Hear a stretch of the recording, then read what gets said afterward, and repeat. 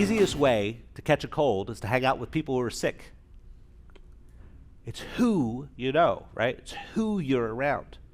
It's who you build relationships with. That's what gets you access to information. I will say this though, that is a one at a time type of thing, right? Because it's a volume thing then, and you only have 24 hours a day and 7 days in a week. But the who matters, right? But I'm going to encourage you to see in your areas, can you develop relationships with real estate attorneys? Most attorneys are pretty lonely,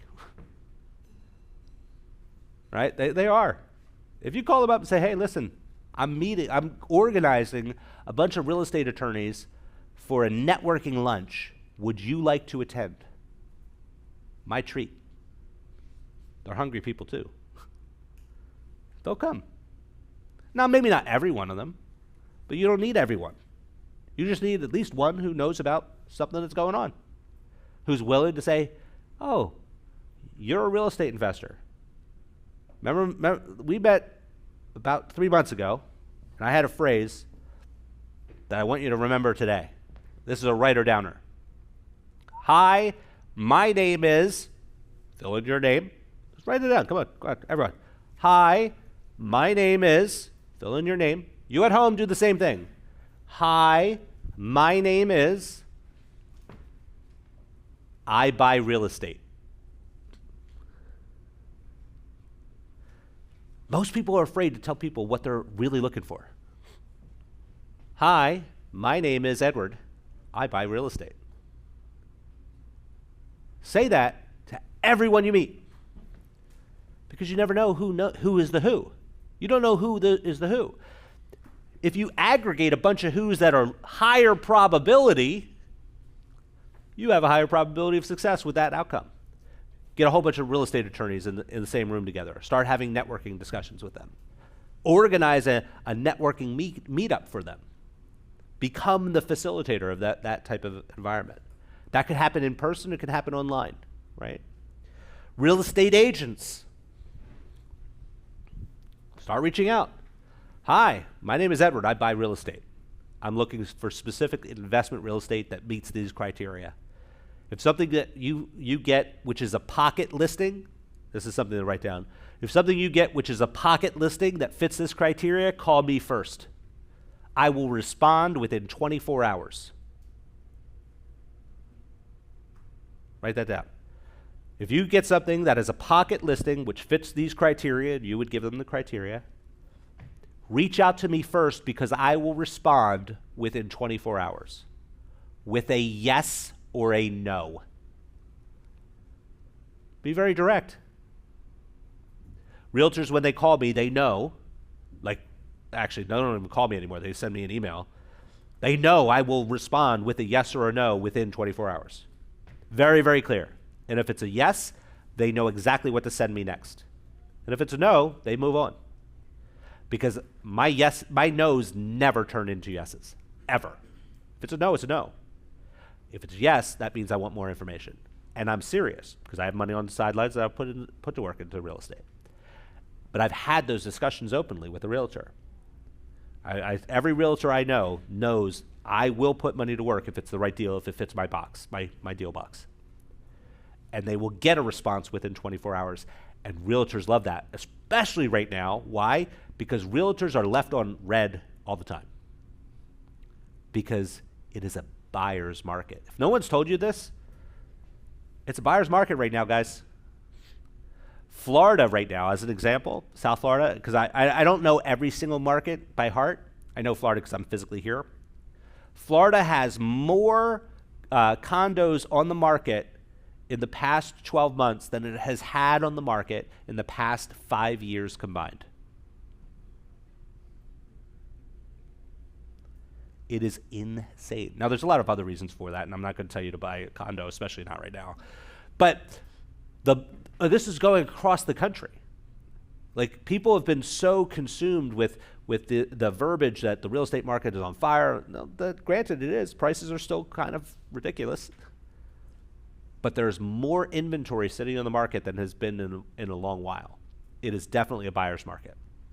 So, If you respond, if you tell a realtor you're going to respond within 24 hours, you're definitely going to be someone they're reaching out to because they're feeling left high and dry by everyone else that they're making calls back.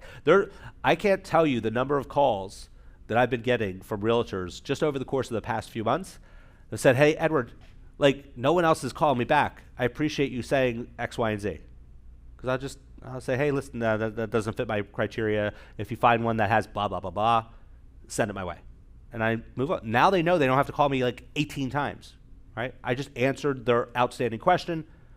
Is this something that I'm interested in? No is always a no for me.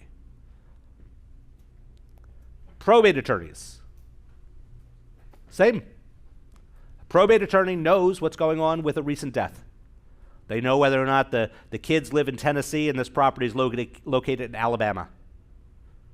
They know it. And you could send them a package that says, hey, listen, I'm a real estate investor. I buy properties just like this one. I close quick. Let me know if this is something that we can have a discussion about. And they'll have a talk with you. Now, your goal is not necessarily to have a detailed conversation with the probate attorney. Your goal is to get that probate attorney to make an introduction so that you can talk with the actual decision maker in that circumstance. Your FedEx driver. Jose knows this about me, but I actually hunt down FedEx drivers and mail postal delivery people. I hunt them down. I have this little card that I give to them. That it's like almost like an index card, like a 5x3 type of card. And on that card, I say there's like a little picture of a really beat down house. Like really beat down. Like the roof is like all in shambles. The grass is like ridiculous in front. The door is hanging off the hinge. And I say, if you're ever in a neighborhood and you see a house that looks like this, send a picture of it along with the address to this email. And if I buy it, I will give you a check for $500. Doesn't cost me any money unless I buy it. $500 is nothing in a transaction. That's not even a rounding error. Like, I don't even notice it. I'm happy to pay $500 because if I have to pay for someone else to find it, I'm paying $500 for that anyway, if not more. And if the FedEx guy, who is literally driving all of the neighborhoods, can send me a picture to an email address and get a $500 check, why not? He made $500 just by doing what he was already doing or what she was already doing. They become a deal source for me. I make them part of my marketing team. And then people in the know, people who are engaged actively in real estate. Like communities on Facebook. There are communities on Facebook for every type of thing that exists, including wholesaling. Remember what I said earlier? That a wholesaler finds the deal and becomes a matchmaker with the buyer? If you're interested in buying, you can make a relationship with wholesalers and they will make deals for you where you don't have to go figure out which deals they are. They'll, in fact, learn everything that's required by that seller in order to close for you. They'll learn it all and they'll tell it to you. You'll get on the phone and they'll say, hey, Edward, I found a two-family home. It's in Maryland. It's about 20 minutes outside of DC, and we have X, Y, Z. And I'll say, okay, well, what are the terms they're looking for? And they'll tell you exactly what the terms are.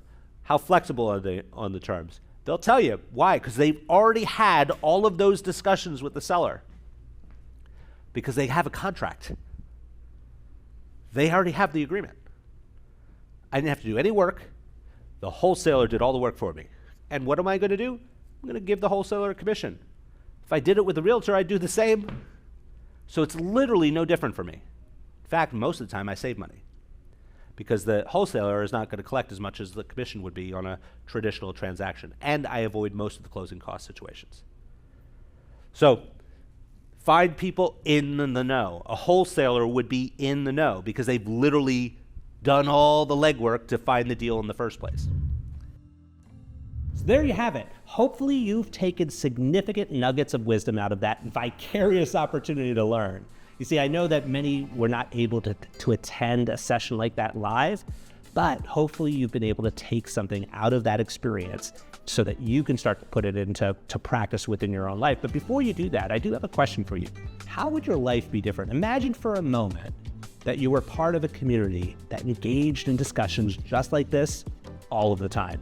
Well, there is such a community. It's called the Uplevel Community. It's a community filled with business owners from all across the country that are all interested in the same thing that you are, taking your life and your businesses to the next level. Now, if you're interested in jumping in to explore what that community can look like and how you could potentially benefit from being part and parcel to this collaborative environment of business owners from all over the United States, all different industries and all different stages of their respective entrepreneurial journey, all you need to do is check out that link in the description below. I can't wait to see you on the inside. Bye for now.